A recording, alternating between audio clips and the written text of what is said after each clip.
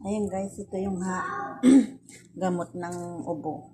Lemon, basil, tapos garlic, tapos mayroon akong simsim, yung simsim na black, tapos olive oil. Yan, binabad namin sa magdamag. Binabad namin guys sa magdamag. Yan, mabisa po. Ito yung ginagawa namin gamot ng ubo.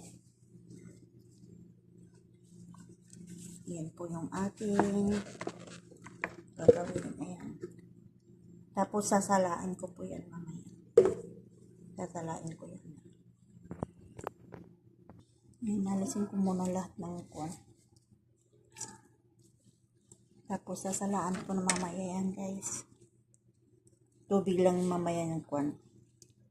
Ang ating gagawin para sa ating gamot. Kasi mga kambal guys, mga kambal, inuupo na naman sila. Kuwan na naman yung hika nila. Kaya yan. Ayan guys, basal lang. Tapos lemon. Mga 10 lemon o mankuan. Maliliit lang po na lemon ang ginamit namin. Tapos, yun nga, olive oil. Binabad namin ng magdamag. Magdamag po namin binabad. Ayan. Binabad namin magdamag. Mahirap kalis, mahirap.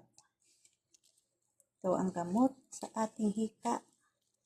May mga hika dyan. Ito ang gamot namin para maalis yung tubig sa baga. Para maalis yung baga sa tubig. Tubig sa baga pala. Maalis yung baga. Maalis na yung baga. Wala na mut na yun. Yan guys. Ito na siya guys. Ang ating basal. Pinipiga natin yung kwan. Kahit yung sibuyas guys, pigain natin. Para maalis. Makwan yung kwan. Ayan guys. Pigain natin yun. Para maalis.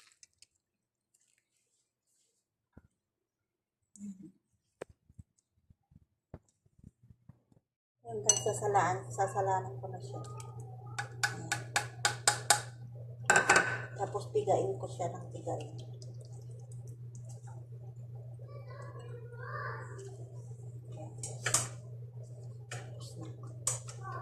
Tapos na siya guys. Lagay ko na dito sa ating lalagyan. Lagay siyang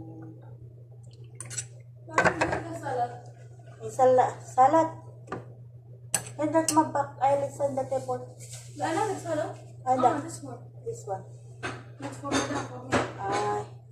Guys, ito na yung piniga nating lemon na pinaghalo-halo natin ng basal at saka garlic at saka yung onion, garlic at lemon at olive oil. Ito na siya, piniga natin. Ito tuwing umaga guys, iinom kami ng isang kutsarita para sa mga ubo, may hika. Ayan. Thank you for watching. Don't forget like and subscribe at mag-iwan ng comment kung ano masasabi niyo sa aking video for today. Marlene Lozano, see you next vlog. Bye bye.